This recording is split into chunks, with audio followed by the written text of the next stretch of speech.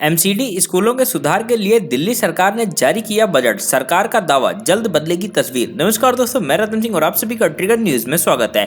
दिल्ली सरकार के एमसीडी के स्कूलों के लिए ग्रांट एंड एड के तहत इस साल 1700 करोड़ रुपए आवंटित किए गए हैं। इसके तहत पहली तिमाही के लिए गुरुवार को 400 करोड़ रुपए जारी किए गए हैं। दिल्ली के शिक्षा मंत्री आतिश ने कहा कि केजरीवाल सरकार के लिए शिक्षा हमेशा से पहली प्राथमिकता रही है।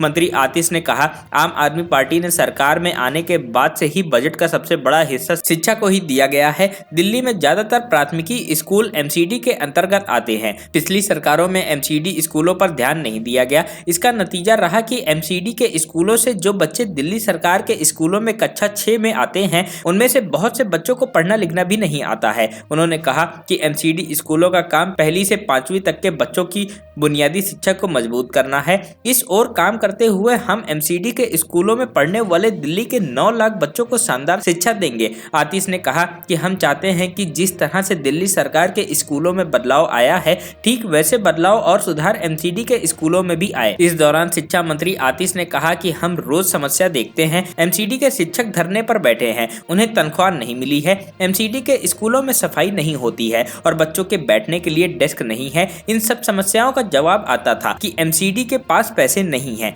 इस समस्या को दूर करते हुए इस बार एमसीडी के स्कूलों को 1700 करोड़ रुपए का फंड दिया जाएगा। इसकी पहली तिमाही के लिए आज 400 करोड़ रुपए का फंड जारी किया जा रहा है। इससे एमसीडी स्कूलों के फंड की समस्या दूर हो जाएगी। आतिश ने कहा कि अब हम एमसीडी के स्कूलों को भी दिल्ली सरकार के स्कूलों की तरह वर्ल्ड क्लास बनाएंगे। इस मौके पर मेयर डॉक्टर सैली ओबेरॉय ने कहा कि दिल्ली सरकार इतना बड़ा फंड एमसीडी स्कूल को आज दिया है। शिक्षा हमेशा से आम आदमी पार्टी की प्राथमिकता रही है। बाबा साहब अम्बेडकर के विचारों पर चलते हुए हमारा मानना है कि शिक्षा ही एक ऐसा माध्यम है जो राष्ट्र निर्माण करते हुए पूरे समाज को शिक्षित बनाकर तरक्की की तरफ ले जा सकता है। पूरी दिल्ली के अंदर एमसीडी के करीब 1500 स्कूल हैं, जिनमें लगभग 9 लाख बच्चे पढ़ते हैं। इन स्कूलों में करीब 19,000 शिक्षक हैं। मेयर सैली ओबेरॉय ने कहा कि जब हमने एमसीडी स्कूलों का दौरा किया तो पाया कि एमसीडी के अधिकतर स्कूल बहुत ही जर्जर स्थिति में हैं, जिन्हें मरम्मत की बेहद जरूरत है। एमसीडी के स्कूल बहुत सी कमियों से जूझ रहे हैं,